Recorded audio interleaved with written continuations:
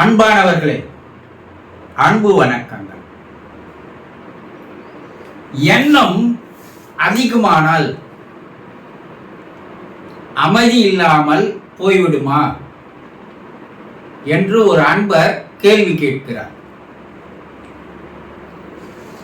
எண்ணம் எவ்வாறு உருவாகிறது?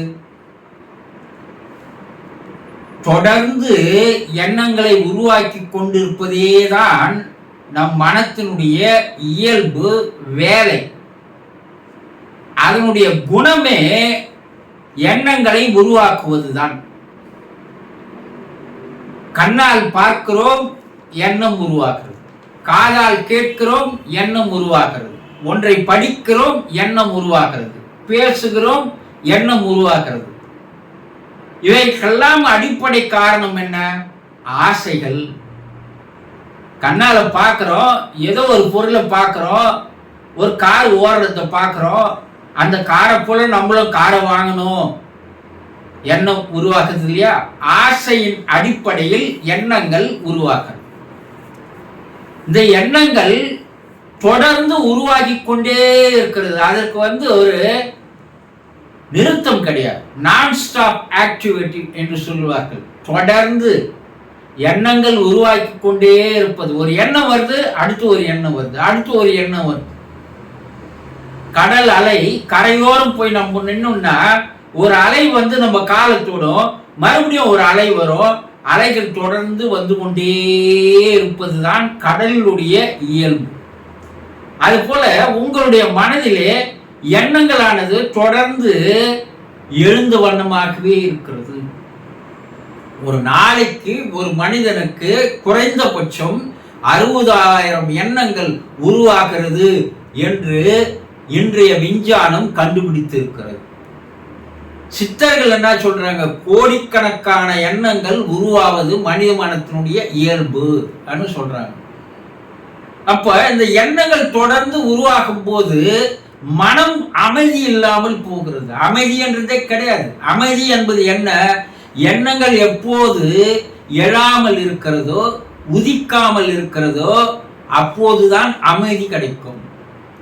அந்த அமைதி எப்போ உங்களுக்கு கிடைக்குது? கொஞ்சம் யோசனை செய்து பாருங்க.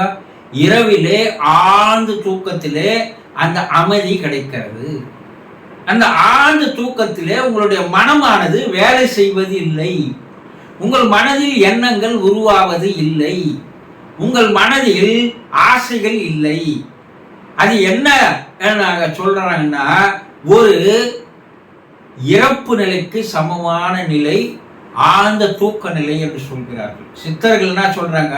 நீங்க ஆழ்ந்து தூங்குறீங்க தினந்தோறும்னா, நீங்க ஒரு நாளைக்கு இறக்க போறதுக்காக தினந்தோறும் பயிற்சி எடுத்துக் கொள்கிறீர்கள் என்று சொல்கிறார். சிறு தூக்கம் என்பது சிறு சாவி என்று சொல்கிறார். எப்போ ஒரு மனிதனுக்கு மனமானது செயல்படாமல் போகிறதோ அப்போதுதான் அவனுக்கு அமைதியானது வருகிறது. மனம் செயல்பட்டு கொண்டே இருந்தால் அவனுக்கு அமைதி என்பது தெரியவே தெரியாது, கிடைக்கவே கிடைக்காது.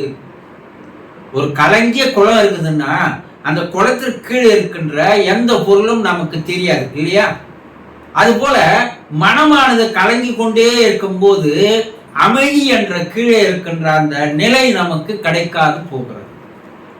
அப்ப எண்ணங்கள் தொடர்ந்து வந்து கொண்டே இருந்தால், எண்ணங்கள் உங்கள் மனதில் தொடர்ந்து வெளிவந்த வண்ணமாக இருந்தால், உற்பத்தி செய்து கொண்டே இருந்தால், அமைதி என்பது உங்களுக்கு கடைசி வரைக்கும் கிடைக்கவே கிடைக்காது.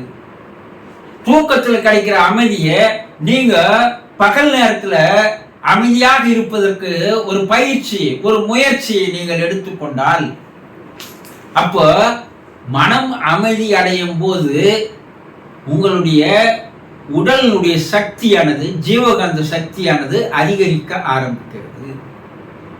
மனம் செயல்பட்டு கொண்டே இருந்தால் உங்களுடைய ஜீவகாந்த சக்தியானது செலவழிந்து கொண்டே இருக்கிறது. அதனால் உடல் உங்களுக்கு பலவீனமாகிறது. உடல்ல நோய்கள் வருவதற்கு அது ஒரு காரணமாக அமைகிறது. எதிர்ப்பு சக்தி இல்லை உடம்புல, அதனால உங்களுக்கு நோய்கள் வருகிறது, மனம் பாதிக்கப்படுகிறது, மனநோய்கள் ஏற்படுகிறது.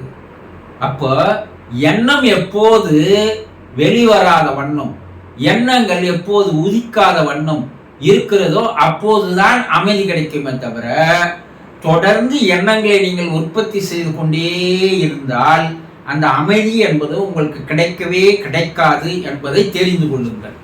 சந்தோஷம்.